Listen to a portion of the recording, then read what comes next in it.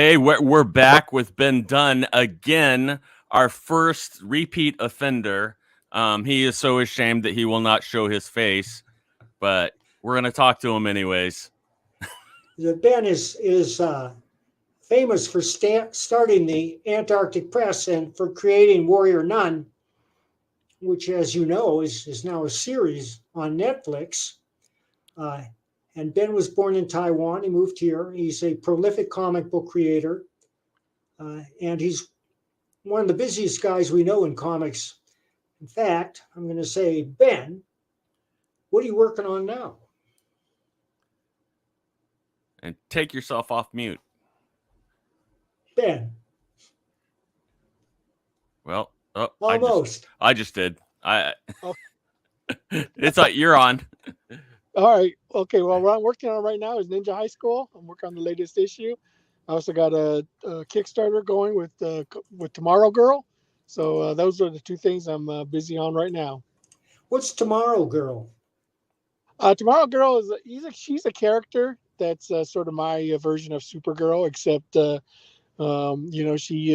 I created her as a throwback to the old Gold and Silver Age heroes.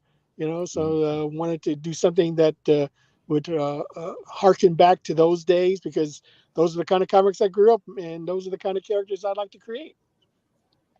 Who's the illustrator?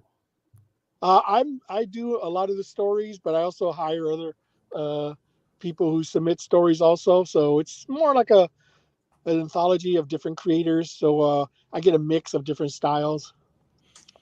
Yeah, he has it. I looked at it on Kickstarter yesterday, and he has a bunch of different artists and people involved with it this time. So, like he said, if you imagine Supergirl, imagine a Supergirl anthology with a lot of different artists and things involved. Yeah, pretty much. Would you characterize it as manga? It can be manga. I don't like to limit the creative team as far as how they want to interpret the character. I figure as long as they maintain the spirit of the character, they can pretty much do whatever they want. As long as it's for all ages and as long as it's a fun story. How do you account for the popularity of manga right now in the U.S. market? Oh, well, gosh, I've always been a big fan of manga. I've been pushing it since like the early 80s, late 70s, early 80s. And I'm really surprised that it's taken off as much as it has. It could be that it's something different, and maybe it's the stories are more engaging, and you don't have to be a burden with 30, 40, 50 years of backstory to get into the character. If I knew the secret, I certainly would be implementing it now. But or it could be just there's a lot of variety available. You're not just stuck with superheroes. You can have manga of all types of subject matter. Catering to all sorts of characters. I will say that from the biggest fans of manga that I know of, there's a wide age range, but a lot of them are really into the culture too, and they like learning some of the languages and the foods and different things. It's like I think the cultural side of it helps too. Oh yeah, I'm sure there's an aspect of that. It's something exotic, it's something different, and the fact of the matter is, manga artists. They work their butts off to get there. Yeah. And that's the thing, is that they know their audience and they cater to that. And it just happens that the stories they tell seem to resonate with American audiences. I think that you've hit on something there, which is that they know their audience and cater to it, which means that they're trying to entertain, that they understand that their first job is to entertain. And when you contrast that with the material from the big two lately, especially DC, they don't seem to have any interest in entertaining their readers, and that's why they're losing market share. Yeah, it's I don't know what is the reasoning behind that thought process. It could be any number of things. The fact of the matter is that the big two, they have deep pockets. I don't know how long they'll go in the direction they are going and still be able to maintain a profit, make money on their ventures. I mean, in the end, their businesses, they have to make money. If they don't make money, then they're going to go out of business. It's just a simple fact. Well, many creators for the big two have been complaining lately that they're not getting paid, that the payment is extremely late, and they wonder what's going on. That's a bad sign. I mean, whenever that is a very bad sign. Whenever you're in a situation where you're either delaying payment or not paying altogether, that is a storm warning. That's that should tell people, hey, something very, very wrong is coming down the pike. And, this is just a warning, and people need to be prepared when the storm comes. Ben, are there any Marvel or DC comics that you follow these days? Oh gosh, I haven't read a Marvel or DC book in literally like 20 years. I mean, Me either. I only collect Silver and Bronze Age books. That's really the only thing I collect, and read. That's the only thing I collect and read because, those were, I mean, they were silly, but they were fun. They were fun books, and they were intended for a certain audience. And I just happened, and also I just think the art and stories were better. They were just more entertaining. Tell us about your creative process. Tell us about when you create a new character or a story, how you go about it. Does it start with a drawing or does it start with words? For me, it just comes with an idea. I think of something that I thought might make an interesting story. I try to play up on what I know. I play up on experiences that I had, and I play up on things that are in the news or people are talking about, and try to work them into a decent story. For me, I like to do episodic stories, over a long period of time. I'm not a graphic novel sort of guy where I just have one story and that's it. I like to keep things going. Well, I think that every serious writer understands that you've got to keep those stories coming like a bricklayer. You lay down one brick, Yep. you lay the next brick. And when they say, well, do you ever have writer's block? 90% of professional writers I know just laugh at that idea, because it's our job to keep the stories coming. And I tell this to everybody I know who wants to get into writing, whether it's comics or novels, whatever, just carry a tablet with you at all times and a pen and write down whatever strikes your fancy, be it a name you've never heard before, turn of phrase, or an idea, just so you won't forget it. And you have that on a record, and then you look back at that sometime and you'll see something that will spark creative energy. And you never know when a story is going to leap from something as simple as a word or a phrase. Oh, absolutely, man. I mean, the thing about if you want to stay in the business, you got to keep producing. That's really the fact of the matter is, when you stop producing, then if you stop working, then you might as well just be doing something else. Do you write every day? No, I don't write every day. I mean, frankly, to be honest, I'm never considered myself that great a writer. I like working with other writers. Back when I was much younger, the stories would come out, like a sieve. They just come out. But now, as I've gotten older, it's like, wow, writing has become sort of a chore for me because, it doesn't come out as doesn't come out in flows as it used to. So but I like that. I like talking with other writers. I have, writers that I know, and I'll say this, I have an idea, and we'll brainstorm a session, and I'll get the writer to go ahead and bang out a script. Uh-oh. Sorry about that. My dogs. Hey, no problem. They hassled me relentlessly until I fed them. Now they've been fed and they're still hassling me. They want some attention. Ben has that same problem with penguins. Those penguins do that all the time. Yes, they're relentless. Ben, do you draw every day? I try to draw every day. You know, if I try to make it a habit to draw at least something every day. I very rarely go on a day without at least doodling or sketching or doing a page or something. You know, because I figure that the only way you're ever going to improve, you know, or maintain a level of competency is that you got to keep at it. Do you draw on a sketch pad? I used to. I don't do as much anymore because, you know, I just go straight to doing a page. You know, when I was younger, again, you know, I used to sketch a lot. You know, sometimes I'll doodle ideas on a sketch pad that I have lying around. But for the most part, I try to get at least pages done, you know, because that's right now to me more of a priority. Do you ink yourself? Yes, I ink everything myself.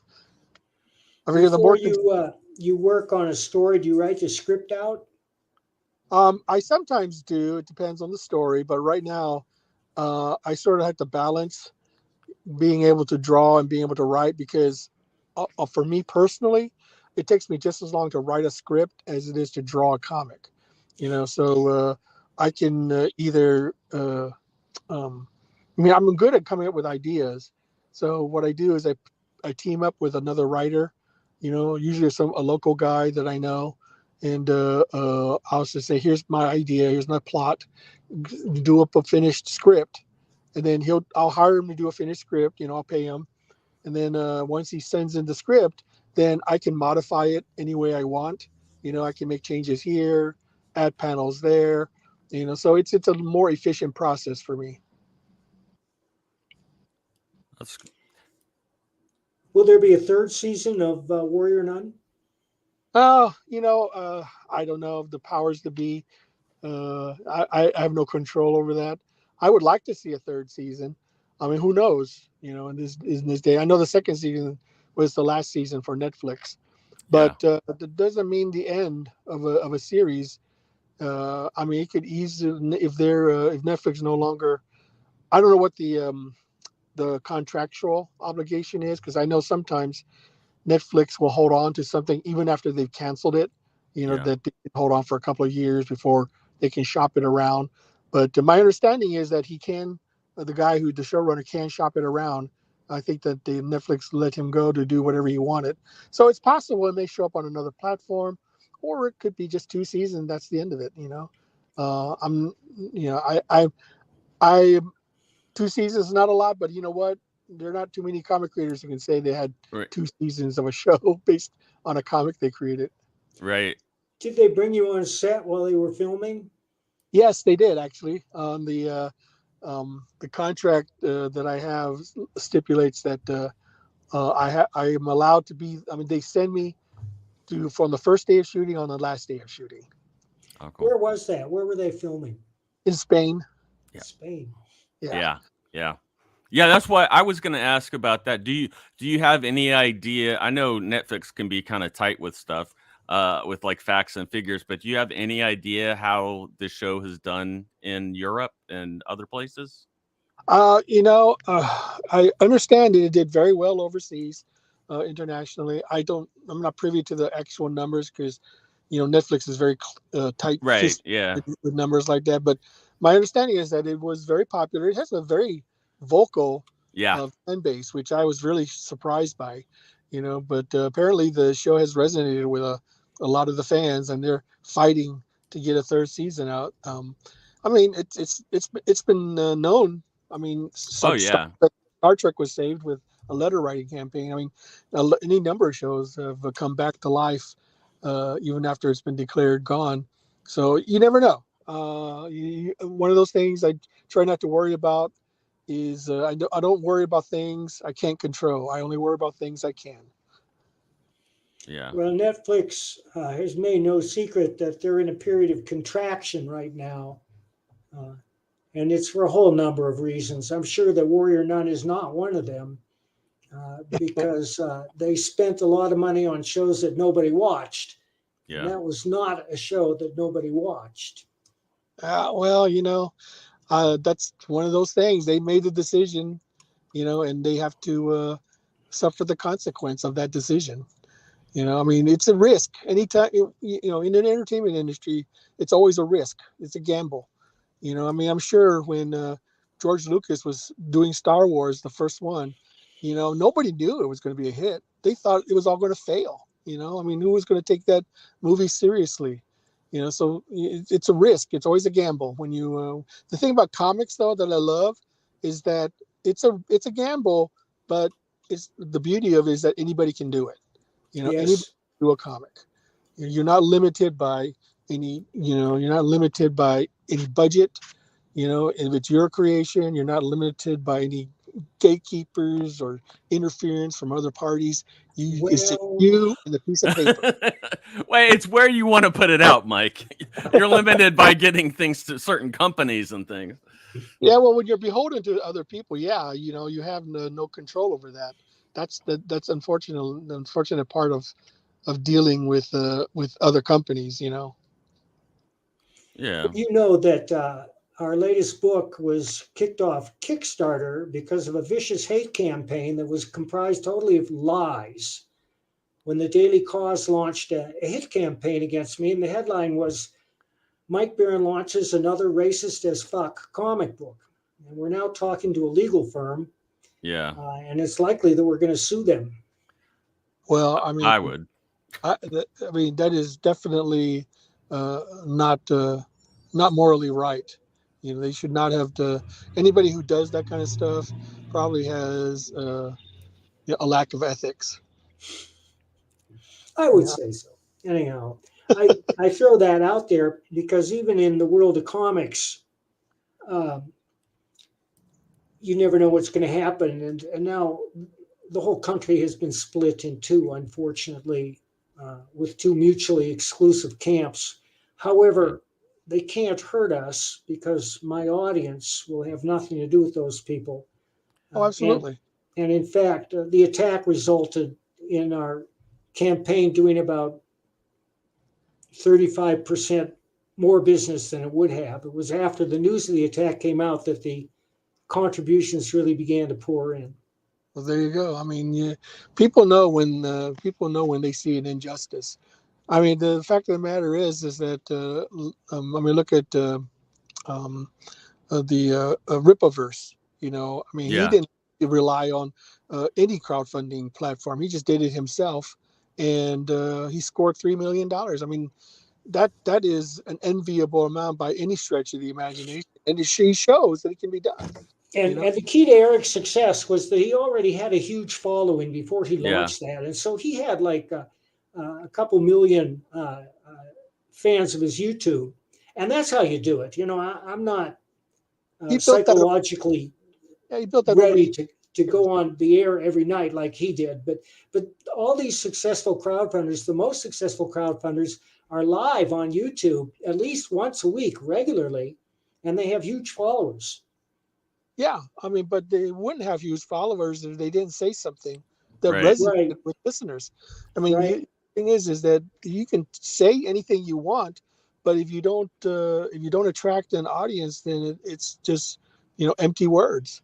You know, so I mean, they resonated with people and with an audience, by what they were saying, and that's really what it comes down to is what you say. It's true. Yeah. And I did want to ask about, is there anything you can share about, I know you've still been shopping Ninja High School around. Is there any news on that for a show or anything? Well, there's one of those things is that you have it's just like combat. You have seconds of sheer terror and Yeah. then days and days of nothing, sheer boredom. Yeah. It's just the way it is in entertainment. You just have to wait. Things take time. Especially for a property like Ninja High School, where basically no one's ever really heard of it. Yeah. The guy who's my agent, he's doing the best he can to try to drum up interest in getting somebody to want to pick it up. I mean, it really Yeah. just comes down to somebody who's interested in it and who has the money. Yeah. And that's how it works in Hollywood. Yep. The money is the big thing. Yeah, But- money is a big thing. Yeah. The theaters their revenue dropped 40% over the last 3 years for a whole number of reasons, not the least of which is the pandemic closing down theaters, but also because of the movies that they were offering, which most of them aren't very popular. And you look at the popular ones like Top Gun. Yeah. That was hugely popular. And Avatar is doing big business, I think, because it's visually stunning. Right. I haven't seen it. I saw Top Gun. It was a highly entertaining film. Oh, yes. I loved it. Yeah, well, the thing is that if you put out product that no one wants, the audience will tell you. You know, that's the thing is that it's like I said, it's a gamble. It's a crapshoot. You know, if you feel like you have a product that you think will be successful and it's not, then maybe that should teach you something. You should say, well, maybe what I did didn't resonate with an audience. Maybe I should do something else. You know, you hope you will learn that lesson. The thing is that, you know, the definition of insanity is doing the same thing over and over, expecting the same result. You'd think so, but a number of people behind films that failed lashed out at the audience. Right. Oh, You know? yeah. As long as they have that mindset, I mean, what can we do? The only thing we can do is try to be successful on our own. You know, it's one thing to criticize what somebody else is doing, but that's on them. You know, I really frankly don't care. You know, it's none of my business. If they don't succeed, then how does that affect me? You know, it really doesn't. You know, I should be looking at my own stuff and focusing on my own creations and focusing on my own success. You know, and that's the thing that I think a lot of creators need to be aware of, is that you have to invest in yourself. You know, and if you invest in yourself, you know, you don't have to go crawling to them. They'll come crawling to you. Well, when you write a story, you write what you want to see, right? It's my wife, Ann. Ann would like to say hello. Yeah. Yeah. I mean, I write stuff that I enjoy, that I would enjoy reading. You know, hopefully that will translate to other people enjoy reading. I think it's important. I think most successful writers write to please themselves, but they're aware that they also want to reach as large an audience as possible. Sure. So you write to please yourself and you write to please others. Well, I try to, I understand that first and foremost, it's your audience that is the most important thing, you know, because they're the ones who are going to be paying the bills. They're the ones who's going to keep you, allowing you to keep producing, you know, entertainment. You know, if you don't please your audience, then what's the point of doing it? Okay, I mean, it makes no sense, you know, to me, in my mind, that why would you create something that nobody will like? It doesn't make any sense. Well, yeah, I do know some brilliant writers whose books I treasure that never found a big audience and just struggled from book to book. And it's a matter of luck. I mean, they were writing books that were genre favorable, like thrillers. And two writers I could mention are Ron Faust and Chuck Logan, both of whom are brilliant thriller writers. But the books never caught on. Then I have a friend who writes Westerns, and he loves Westerns. And that's all he does is write Westerns every day. He's got 65 books in print. And he's the most popular writer of Westerns in the world right now. His name is Peter Brandvold. His books are great. Wow. But they're all Westerns. And Pete has been writing them for years, and he knows exactly what he's doing. Well, there's a huge audience for that. I mean, he zeroed in on a genre that has a lot of loyal fans. And the problem with the genres of the two writers I just mentioned, and myself too, because I'm doing the same thing, is that we're doing thrillers, which is one of the crowdest fields there is out there. Everybody wants to write a killer thriller. Right.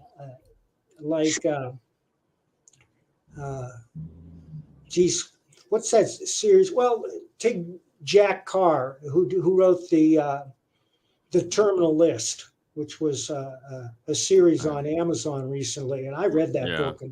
And Jack Carr just hit the bullseye with that. Well, one reason is he's ex-special forces himself, and everything he writes reeks of authenticity, and that's important. If you're going to be writing about armaments and tactics, you have to know what you're talking about, and the audience can sense that. And then I'm thinking about the Jack Reacher novels, which are also hugely powerful. And you say, well, what lifts these guys above the hundreds of other thriller writers that are out working out there? And well, they're all talented writers. So they know how to spin a yarn. And sometimes it's just luck. I mean, sometimes a producer will come in and say, I want to produce this, and it blows up.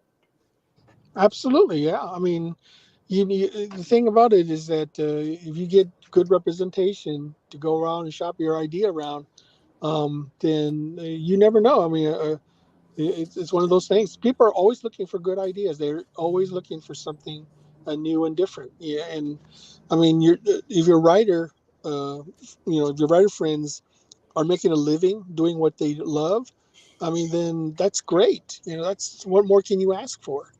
The if they, even if they don't have the notoriety or the notoriety of a more famous writer like Stephen King or so. I mean, if they're making a good living, then you should be thankful for that. I mean, it would be great if you could go beyond, the beyond what you normally are expected. But sometimes, you have to be. Sometimes you can be satisfied with where you are now. Like, look, to be honest, I'm not a big name. I have my audience. I have people who like my stuff.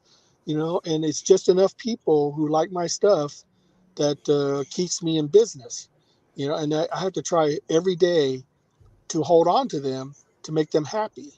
And because if they don't, they're unhappy, they're going to leave, and then I'm going to lose my ability, to maintain a business and to maintain a living.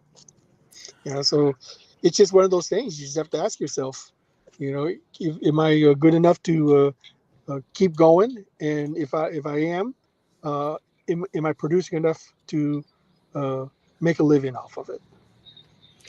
Did your sales pick up due to the TV show? I don't know if they did or not. We don't do the Warrior Nun comic anymore, so we wouldn't know for sure. I know Avatar does the Warrior Nun comic, and I haven't seen anything new from them in a while. Do you have anything to do with that, or did they just buy the rights? They bought the rights to the Warrior Nun Ariella comic book, and so they have the rights to do that. Huh. They're so slow too.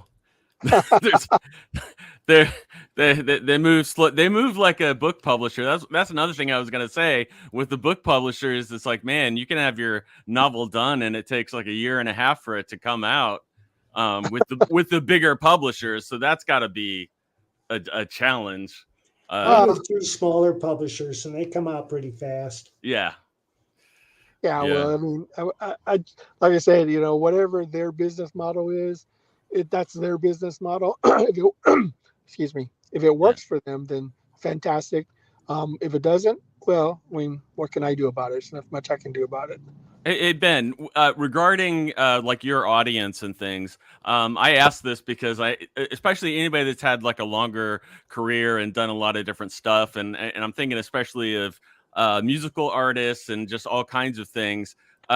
They always struggle, especially if it's a band and you have an identity, and then you try to do something a little different with an album, and the fans kind of don't like them being that creative because they want that old sound. Is there like any is there anything that you had done or that you've wanted to do that hasn't been the most well received, or you figured out how to balance you being able to be creative and the fans kind of receptive to it?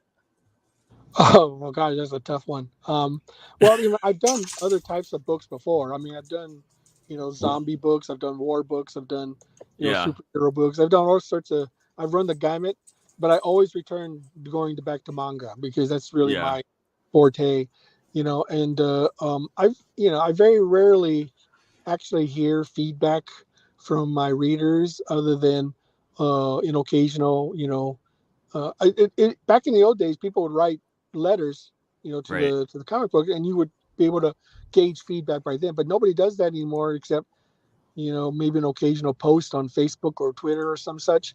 The art of letter writing seems to be lost on this generation. If they don't like something, they'll just do a TikTok video or a YouTube thing.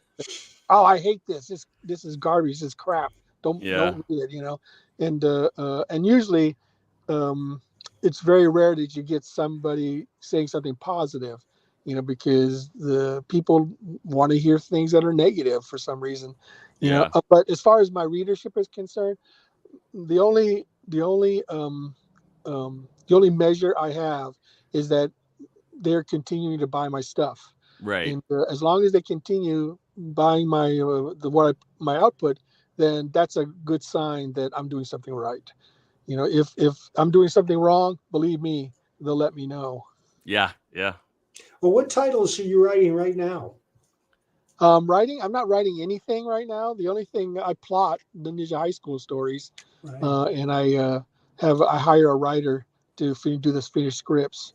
You know, so but I do a lot of plotting. I love coming up with ideas. You know, I'm more of a plot man than I am I'm a writer. So, you know, I'm doing stuff for Tomorrow Girl. That's going to be a regular series. So I have a list of plot and story ideas. You know, and of course I'm still doing Ninja High School, which I hope to, you know, get to issue 200 by next year or so. You're illustrating though. Excuse me? Yes.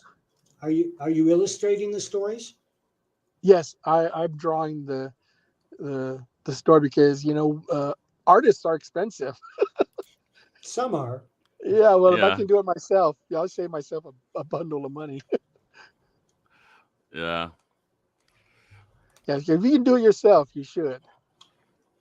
How much time do you spend like storyboarding and things like that, or doing the page layouts or whatever? Once I get a script in, I'll read it and then I'll storyboard it. Usually it takes me about a day or two to storyboard the entire issue. And then it takes me, I can do 1 or 2 pages a day if I really go at it. Cool. Have you done any? I know you did back in the day because I had a few of them with the Mangazine and other stuff. But have you done any black and white manga recently? Black and white manga? I haven't done anything recently. Most of the stuff I do now is in color. Yeah. But I mean, it would be very easy to do something in black and white. I mean, you know, it's basically just drawing a story and stop before you get it colored. But you know, I could do both. You know, it is definitely cheaper to go black and white as opposed to doing it in color. Yeah.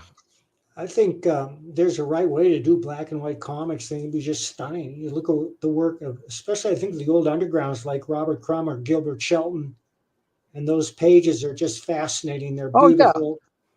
Beautiful. Yeah, I mean, like Jeff Smith and the Hernandez brothers. I mean, those are beautiful black and white artists. I mean, you look at any artist should be able to draw in black and white without any problem. I mean, Bernie Wrightson was a good black and white artist. I mean, a good artist should be able to draw in black and white without any problem. I was just at an exhibit in Boston. They had there's a museum showing off the new underground, and they had tons of original art, including a lot of Hernandez brothers. And R. Crumb and Aline Kominsky. Aline Kominsky unfortunately died 2 weeks ago. May she rest in peace. It was a bit of a shock. But the undergrounds, they're not calling them undergrounds anymore. They're calling them alternatives, are alive and well. Geez, I brought the catalog home with me. It weighs about 20 pounds. I could run into the other room and get it, but I don't know what I'd show you. Charles Burns was another one of the artists. Okay. Oops, sorry about the noise. I'm gonna have to cut this short a little bit. So, Okay. I appreciate you having me on, but I have some people I got to meet up right now. No problem, Ben. Thank you for joining us. Thank you so much. It's a pleasure and an honor. Thank you so much. Thank you. All right. Take care.